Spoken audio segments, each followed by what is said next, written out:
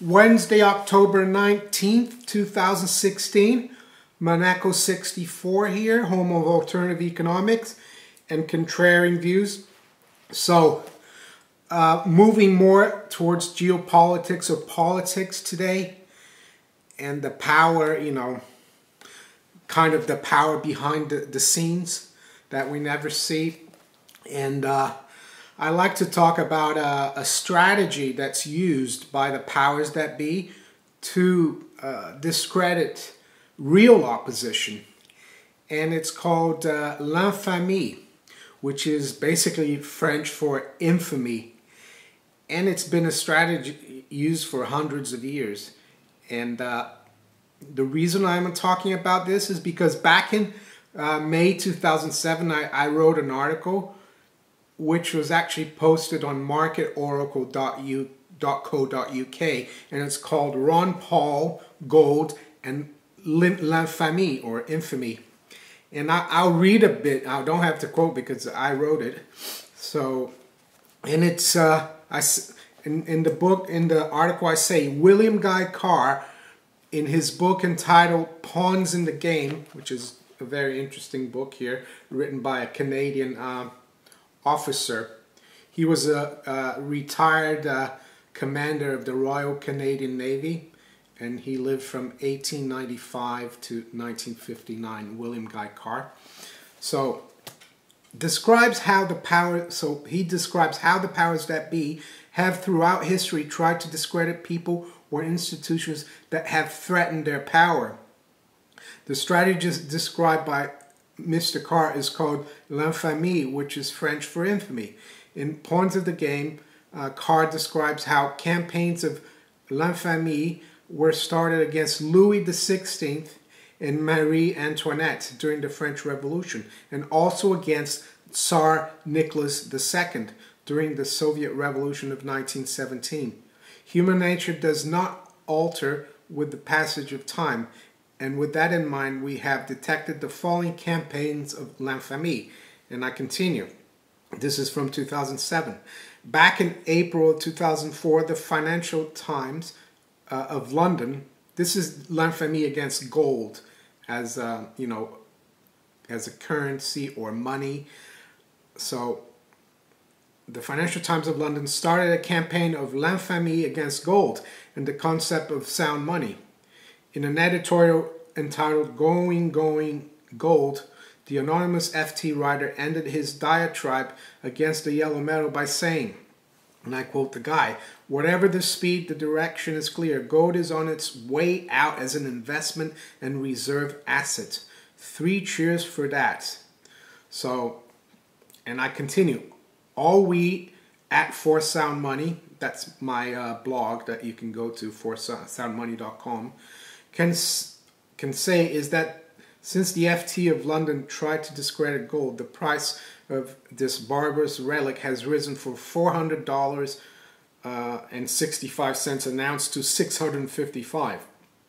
The popularity of gold and silver ETFs or exchange-traded funds in the last few years, and the increased appetite for gold by the emerging markets, central banks, and private investors are contributing to the failure of the FT's campaign of l'infamie against the purest and truest barometer of monetary inflation created by the powers that be through their central banks. So I was talking about this 9 years ago.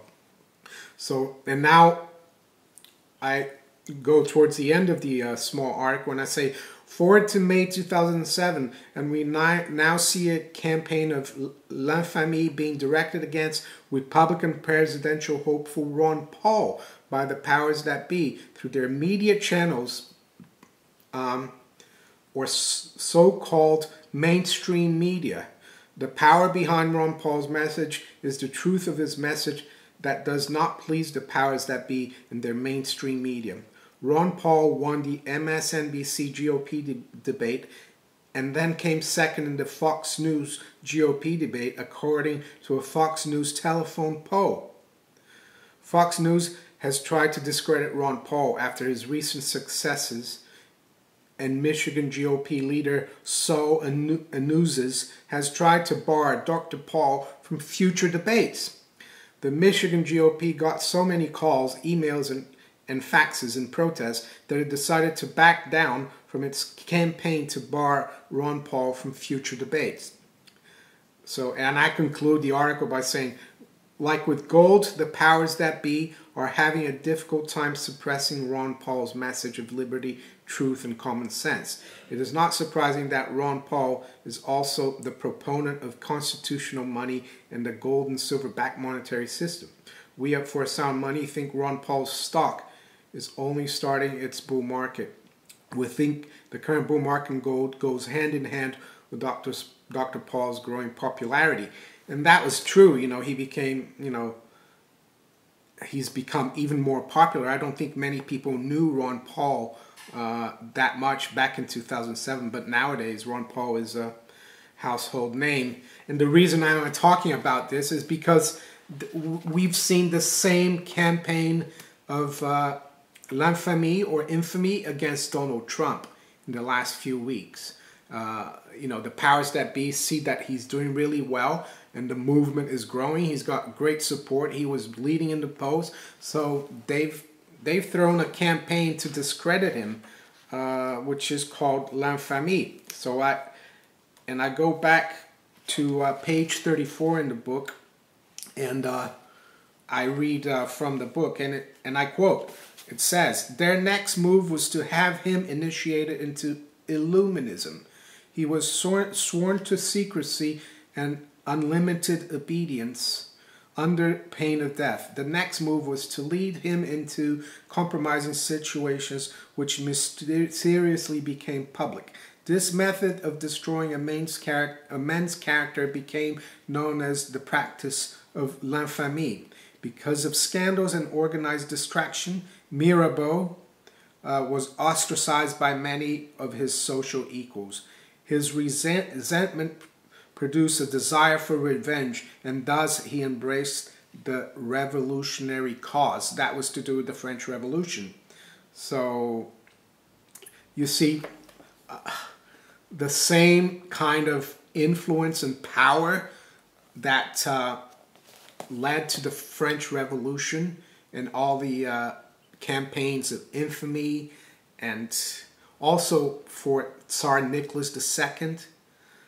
The same kind of powers behind the scenes are still existent today, and they're throwing, you know, everything they can to discredit Donald Trump's character, and at the same time, they're, you know, the mainstream media, which is owned by the powers that be, you know, the people who control the system, they cover very little of what has come out, you know, about Hillary Clinton and the Clinton family, all the documents that have been leaked, emails through WikiLeaks, all the FBI Freedom of Information Act requests that have shown that Hillary Clinton even tried to negotiate with the FBI to try to, you know, change the classification of confidential documents. So yeah, gold as well. There's still a campaign of infamy against gold. Most mainstream economists and the mainstream media, they disparage gold still. But you know, when I wrote this article, we were at $655, and let's see, as I speak here now, you know, let's see where we are. Hold on. Yeah, we are at $1270. So we've almost doubled in price since then. So much for, you know, the uselessness of gold as an investment or as money. And yeah, I expect the campaign of infamy to heat up on Donald Trump. But I think people are waking up to this. I was awake in 2007. So that's why for me it's interesting to see that this is becoming a real movement now, because millions and more millions of people are awake to these tactics from the mainstream and the elite. So that's all I wanted to talk about right now. Infamy, and which is basically a strategy of the elite and the powers that be to discredit and, you know, the character of someone who threatens their power. Take care. And if you like this video, please like, share, and subscribe. And if you'd like to donate to my channel, there's some links below in the description. Yeah, take care, and I'll talk to you later. Bye.